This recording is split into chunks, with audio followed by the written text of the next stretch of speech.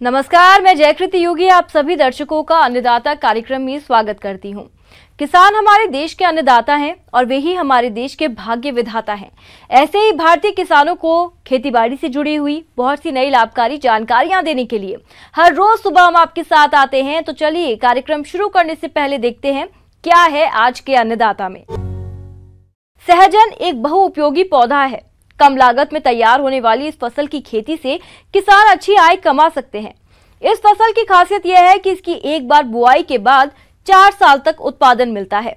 इन सभी फायदों को देखते हुए आप भी सहजन की खेती करना चाहते हो तो कैसे करें इसकी खेती, इस बारे में बता रहे हैं कृषि विज्ञान केंद्र सिवनी के डॉक्टर राजेंद्र सिंह ठाकुर।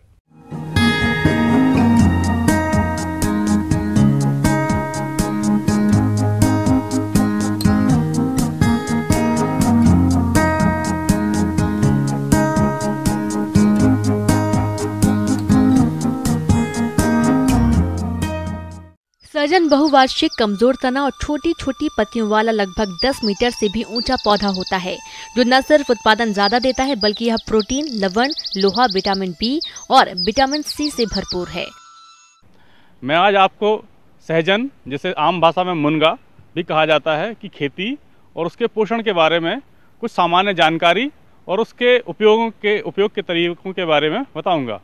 यह एक बहु उपयोगी पोषण से भरा हुआ एक वृक्ष है। इसकी फली, पत्तियां, पुष्प और इसकी जड़ें पोषण से भरपूर हैं।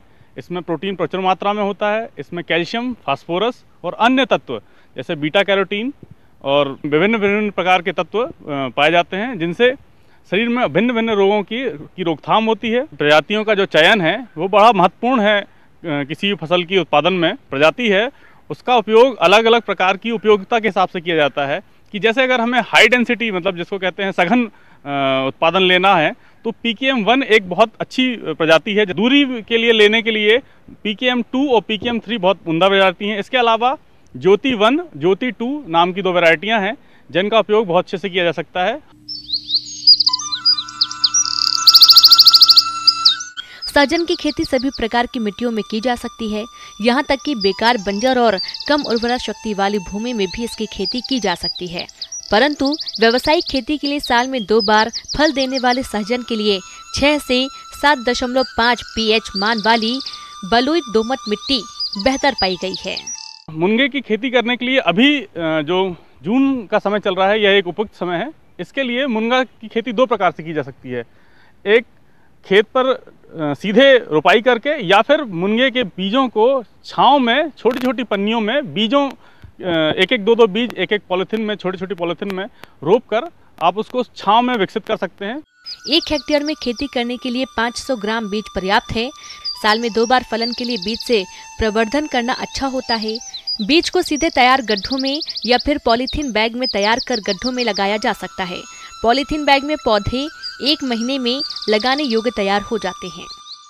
और फिर बरसात आने पर आप उनको गड्ढों के द्वारा खेत में रोप सकते हैं, या मेड़ पे रोप सकते हैं, या जहां आपके पास जमीन हो आप कम पौधे रोप सकते हैं, घर के उपयोग के हिसाब से रोप सकते हैं।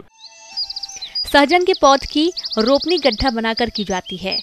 खेत को अच्छी तरह से साफ करने के बाद उसमें 2.5 × 2.5 मीटर की दूरी पर 45 × 45 × 45 सेंटीमीटर आकार का गड्ढा बनाते हैं। गड्ढे की ऊपरी मिट्टी में 10 किलो सड़ी हुई गोबर की खाद मिलाकर गड्ढे को भर देते हैं तथा रोपाई के लिए वर्षा होने तक का इंतजार किया जाता है।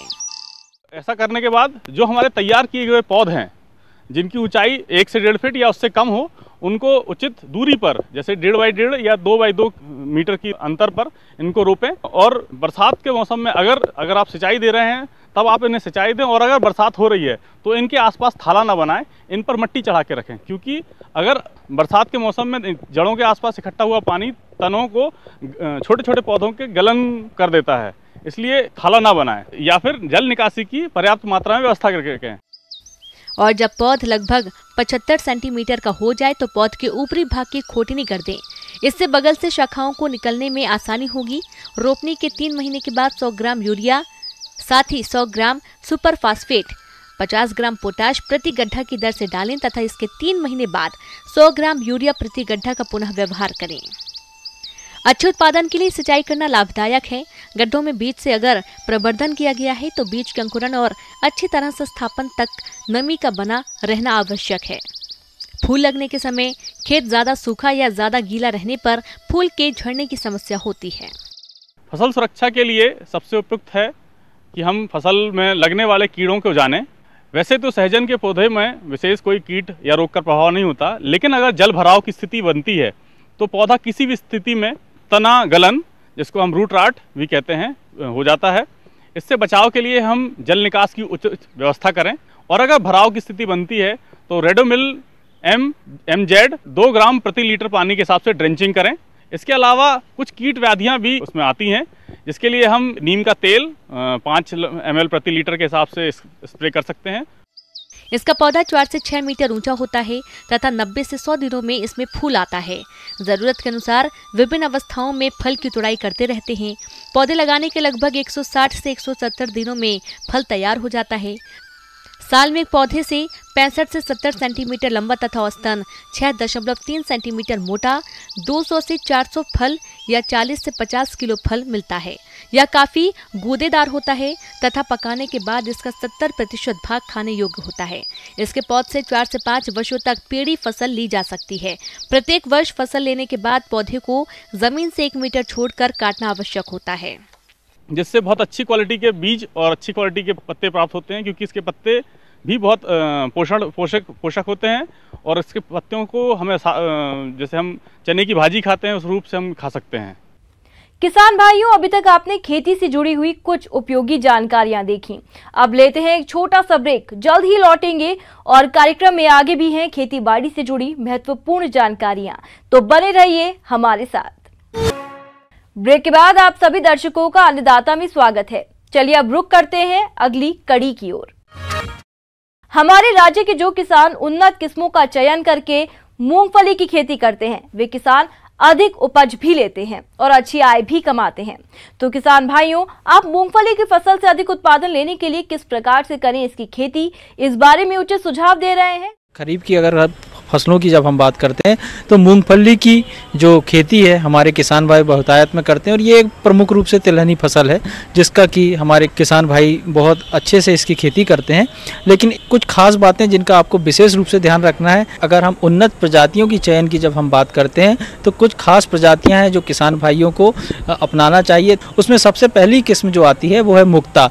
ये लगभग इसका उत्पादन 20 से 22 कुंटल प्रति हेक्टेयर होता है और इसकी लगभग जो अवधि हम कहेंगे या इसका 120 से 125 दिन में ये पककर तैयार हो जाती है। इसका एक विशेष गुण है मुक्ता जो हमारी उन्नत किस्म है, इसमें टिक्का व अंगमारी जो रोग लगता है उसकी प्रतिरोधक है ये किस्म। इसके साथ ही GG7 जो किस्म है ये लगभग 25 से 30 कुंटल प्रति हेक्टेयर हमारी उपज देती है और 100 से 105 दिन थोड़ा सा जल्दी पक जाती है और इसमें भी टिक्का व अंगमारी जो रोग लगते हैं उसकी प्रतिरोधक क्षमता इसमें पाई जाती है। इसके बाद ICGB 86590 ये 25 से 30 कुंटल पर हेक्टेयर, साथ ही जो अवधि है लगभग 200 से 210 ये ज़्यादा समय लेती है और इसमें रस्ट या अंगमारी रोग जो है उसकी प्रतिरोधक क्षमता पाई जाती है। इसके अलावा हमारी एक किस्म और है JGN 23 कह सकते हैं, 15-20 कुंटल प्रति हेक्टेयर इसकी उपज है और 95 से 100 दिन में ये इसकी उपज प्राप्त हो जाती है। ये सबसे जल्दी पैदा उत्पादन देती है और इसकी जो एक क्षमता है, ये विशेष गुण है, वो है सूखा प्रतिरोधक क्षमता। ये सूखा प्रतिरोधक की क्षमता पाई जाती है। इसके अलावा एक किस्म है JL 24 जो कि 25 से 30 कुंटल प्रति हेक्टेयर उपज देती है और अवधि जो है इसकी 105 से 110 दिन में ये पककर तैयार हो जाती है। इसमें लीफ स्पॉट बीमारी जो होती है उसको सहन करने की इसमें शक्ति पाई जाती है इस किस्म में। इसके अलावा TKG 19 जो कि बहुतायत में हमारे किसान भाई लगाते हैं, इस किस्म की जो उपज है वो 15 से 20 कुंटल प्रति हेक्टेयर आती है और इसकी जो उपज है लगभग 110 से 120 दिन में हमें प्राप्त हो जाती है। इसमें भी लीफ स्पॉट एवं गेरुआ की जो समस्या आती है हमारी इस फसल में, उससे प्रतिरोधी क्षमता पाई जाती है। इस प्रकार से हमारी जो बताई हुई उन्नत किस्में हैं, किसान भाई इनका इस्तेमाल करें। कुछ खास बातें जिनका आपको विशेष रूप से ध्यान रखना है, जैसे खेत की तैयारी। खेत की तैयारी के लिए आपको चाहिए कि आप सबसे पहले कल्टीवेटर के माध्यम से 2 बार उसकी जुताई करें और क्रॉस रोटोवेटर 1 बार चलाकर खेत की मिट्टी को अच्छी भुरभुरी बना लें और कि जब हम खेत तैयार कर रहे हैं उसके पहले खेत में किसी भी प्रकार की पुरानी फसल का अगर कोई अवशेष वगैरह है तो उसको खेत से बाहर निकाल दें और उसको नष्ट कर दें। इसके अलावा किसान भाई एक विशेष बात का ध्यान रखें कि जब भी हम मूंगफली की खेती करते हैं तो मूंगफली की खेती ऐसी ज़मीन में करना चाहिए या ऐसी भूमि में करना चाहिए जहां जल भराव की स्थिति ना बनती हो। किसान भाइयों, मूंगफली की फसल में हम खाद एवं उर्वरक की जब बात करते हैं तो आपके पास जैविक रूप से अगर गोबर की खाद आसानी से उपलब्धि है तो आप इनका इस्तेमाल ज़रूर करें। इसके इस्तेमाल से आपकी ज़मीन की जो उपजाऊ शक्ति है वो अच्छी बढ़ेगी। मूंगफली की अच्छी पैदावार के लिए असिंचित फसल में 10 किलोग्राम नत्रजन एवं 30 किलोग्राम फास्फोरस तथा सिंचित फसल में 20 किलोग्राम नत्रजन एवं 50 से 60 किलोग्राम फास्फोरस प्रति हेक्टेयर की दर से बेसल डोज के रूप में बुवाई के समय खेत में उड़ कर देवें। इसके अतिरिक्त 250 किलोग्राम प्रति हेक्टेयर की दर से जिप्सम भी देवें।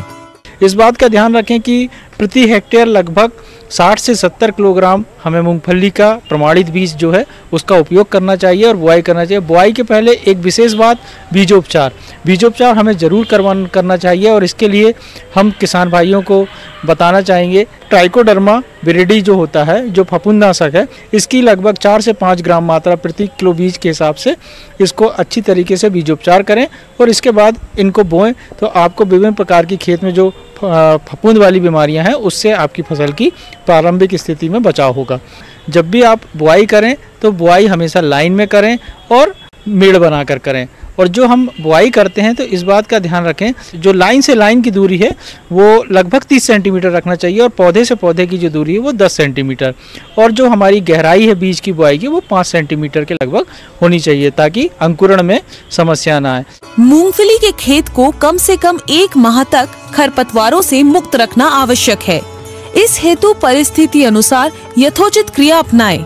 बुआई के 30-35 दिनों बाद झुमका किस्मों के पौधों पर मिट्टी चढ़ाएं। फसल में फूल आते समय, सुइयां एवं फलियां बनते समय भूमि में यथोचित नमी का रहना आवश्यक है। इस बात को ध्यान में रखकर सुविधा होने की स्थिति में 2 से 3 सिंचाई करें। आगे और भी हैं खेती बाड़ी से जुड़ी हुई बहुत सी रोचक जानकारियां, पर यहाँ पर रुकेंगे एक और ब्रेक के लिए। जल्द हाजिर होते हैं। ब्रेक के बाद एक बार फिर से आप सभी दर्शकों का अन्नदाता कार्यक्रम में स्वागत है। बढ़ते हैं अगली प्रस्तुति की ओर।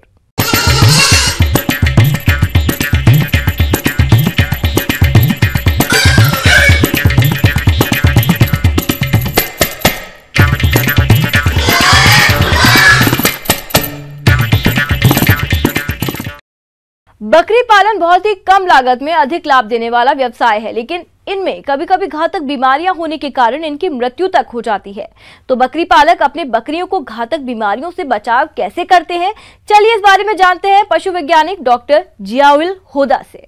बकरी पालन अपने आप में एक बहुत ही स्वरोजगार का एक सशक्त माध्यम है, लेकिन बकरी पालन करते वक्त हमारे किसान भाइयों को उसके बीमारी के संबंध में रोकथाम और बचाव के बारे में पूर्णतः जानकारी होना बहुत आवश्यक है। बकरी आप पालन कर रहे हैं तो आप जान लें कि बकरियों में सामान्यतः कृमि की परेशानी काफ़ी होती है।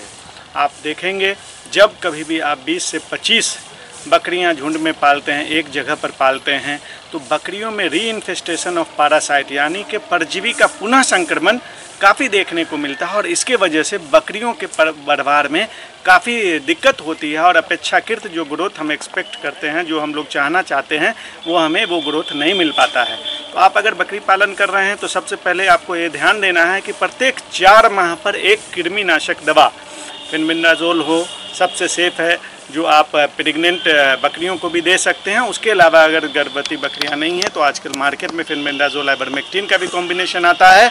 उसके शरीर भार के हिसाब से साल में प्रत्येक 4 माह पर अवश्य दें। बकरियों में महामारी के रूप में PPR का रोग होता है और आप देखते होंगे कि बकरियों को दस्त होने लगता है, मुंह में घाव हो जाता है और बच्चे जो होते हैं वो मर जाते हैं। आपको ध्यान ये देना है कि हम जो देखते हैं कि बकरियां मरती हैं तो उसमें बकरियां सबसे पहले PPR रोग में शरीर में पानी की कमी, आयंस की कमी की वजह से मरती हैं, बाद में PPR की वजह से मरती हैं।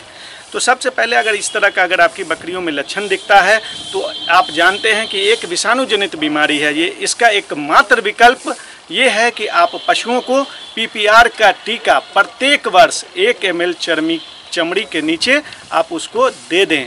ऐसा करने पर 3 साल तक इस भयावह बीमारी से आपकी बकरियां सुरक्षित रहेंगी। और अगर PPR हो जाता है तो देखिए आप सबसे पहले उनके तो आप ORS का घोल हो इसको दें, और साथ में जो द्वितीय बैक्टीरियल इन्फेक्शन इसके साथ होता है तो उसके साथ आप कोई भी ओफ्लॉक्सासिन TZ, और अगर बुखार की समस्या आती है तो उसको आप जो है उसके अनुरूप आप दबा दें। आप देखेंगे कि इस कंडीशन में कभी कभी हम लोग देखते हैं कि बकरियों के मुंह में छाले भी पड़ जाते हैं, तो आप उसमें आप क्या करें कि बोरिक एसिड पाउडर का घोल जो है आप दें। FMD खुरपका मुंहपका बीमारी, ये बीमारी भी विषाणु जनित छूत का रोग है तथा बहुत जल्दी एक रोगग्रस्त जानवर से दूसरे जानवरों में फैल जाता है। इस रोग से ग्रस्त जानवरों के मुंह, जीभ, होंठ व खुरों के बीच की छाल में फफोले पड़ जाते हैं। भेड़ बकरी को तेज बुखार आता है तथा उनके मुंह से लार टपकती है। भेड़ बकरियां लंगड़ी हो जाती है। मुंह व जीभ के अंदर छाले हो जाने से भेड़ बकरियां घास नहीं खा पाती व कमजोर हो जाती हैं। इस रोग से बचाव के लिए सबसे पहले रोग से ग्रस्त जानवरों को अन्य जानवरों से अलग करना चाहिए। बीमार भेड़ बकरियों का इलाज जैसे मुंह के छालों में बोरोग्लिसरीन लगाएं और खुरों की सफाई लाल दवाई या नीले थोथे के घोल से करनी चाहिए तथा पशु चिकित्सक के परामर्श अनुसार 4-5 दिन एंटीबायोटिक इंजेक्शन लगवाएं। प्रत्येक जानवर को 6 महीने के अंतराल के दौरान रोग से रोकथाम हेतु टीकाकरण करवाना चाहिए। बकरियों का पेट फूल जाना गांव में एक बहुत ही साधारणता बीमारी है, लेकिन अगर हम इसका ध्यान नहीं देते हैं तो आपकी बकरियां मरती हैं। खास करके उस समय जब आपके यहाँ भोज का प्रबंध हो रहा हो, अनाज बहुत ज़्यादा बकरियां ज़्यादा खा ले, उसमें ये अफरा का केस आपको बड़े पैमाने पर मिलता और अचानक बकरियों का पेट फूल जाता है और बकरियां मर जाती है। मैं तो कहूँगा कि अगर आप बकरी पालक हैं तो कुछ दवाएं आपको तुरंत अपने घर में रखनी चाहिए। इस कंडीशन में आप क्या करेंगे कि टिम्पॉल पाउडर मार्केट में मिलता है, आप 30 ग्राम कोई पानी में घोल करके और आप पिलाएँ। बकरियों का जब अफरा की बीमारी हो और आप ज़्यादा परेशानी हो तो बकरियों को एक साइड दीवार के सटा दें और उसको पूरा लेटने नहीं दें, नहीं तो ये बहुत जल्दी बकरियां मरती हैं, जो हम लोगों ने नोटिस किया है। तो लेटा देने के बाद आप क्या करें, रखे होंगे कि बाएं तरफ एक फ्लैंक रीजन होता है, एक 18 नंबर की मोटी निडल भी आप घर में रखें और तुरंत अविलंब उसमें आप प्रिक करें। देखिए कि तुरंत गैस बाहर आ जाएगी। और घर में खाने वाला आप सोडा रखते हैं, 10 से 12 ग्राम 20 ml पानी में मिलाकर सीधा निडल से सीधे बकरियों के पेट में उसी निडल से इंजर्ट करें। तो आप साथ में 1.5 ml से 2 ml आप एविल का प्रयोग करें। तो आप घर में ये टिम्पॉल पाउडर है, खाने वाला सोडा है, आप नहीं रखेंगे। जब आप बाज़ार लाने जाएंगे तब तक आपकी बकरियां देखेंगे मर जाती हैं। तो ये 2 दवा तो आप अवश्य रखें। किसान भाइयों, अगर इतनी बातों को अगर आप जहन में रखते हैं तो नियमित रूप से ये 2 टीकाकरण और आप जो 4 महीने पर कृमिनाशक दवा और भी बहुत सारी ऐसी चीज़ हैं, तो मैं नहीं समझता कि आपको बकरी पालन में कहीं से कोई कठिनाई उत्पन्न होगी। अन्नदाता हेल्पलाइन निःशुल्क फोन संपर्क सेवा के माध्यम से आपके द्वारा पूछे गए प्रश्नों में से 1 या 2 महत्वपूर्ण प्रश्न को हम अपने कार्यक्रम में शामिल करते हैं। इसी के तहत आज का चयनित प्रश्न और उसका जवाब इस प्रकार है। आज की निःशुल्क अन्नदाता हेल्पलाइन में जिस प्रश्न को कार्यक्रम में शामिल किया गया है उसे पूछा है गांव इमलिया, जिला कटनी के किसान ब्रजेंद्र सिंह ने। आप शेडनेट में खीरा की खेती के बारे में जानना चाहते हैं तो ब्रजेंद्र सिंह जी इस बारे में जानकारी के लिए देखिए कार्यक्रम की ये प्रस्तुति।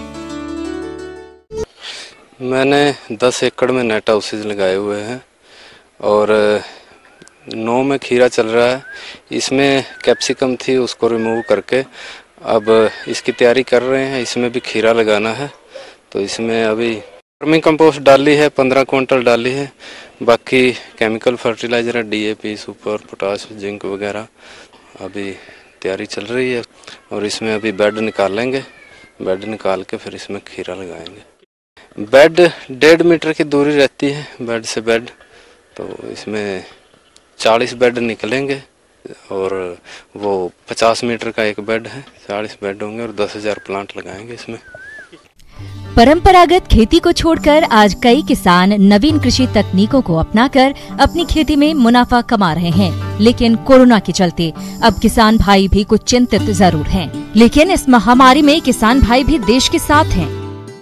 हमारी तरफ से भी पहले लेबर की दिक्कत आई है, लेकिन हमने लेबर को पूरा यहाँ सैनिटाइज़र रखे हुए हैं, सैनिटाइज करते हैं, उनके हैंड सैनिटाइज करते हैं, मास्क देते हैं और उनका डिस्टेंस बना के रखते हैं, कम से कम 1.5 मीटर दूरी पे रखते हैं और थोड़ी थोड़ी लेबर हर एक नेट हाउस में लगाते हैं, ये नहीं भी सारी लेबर एक ही नेट हाउस में लगाते हैं। इस तरह से मेंटेन कर रहे हैं। किसान भाइयों, अन्नदाता आपकी सेवा के लिए संकल्परत है। कृषि संबंधित समस्या और सुझावों के लिए आप हमें इस पते पर संपर्क कर सकते हैं। प्रोड्यूसर अन्नदाता, news 18 Madhya Pradesh Chhattisgarh, Ramoji film city, Hyderabad 501512। साथ ही आप हमें ईमेल भी कर सकते हैं। हमारा ईमेल आईडी है p18annadatamp@nw18.com।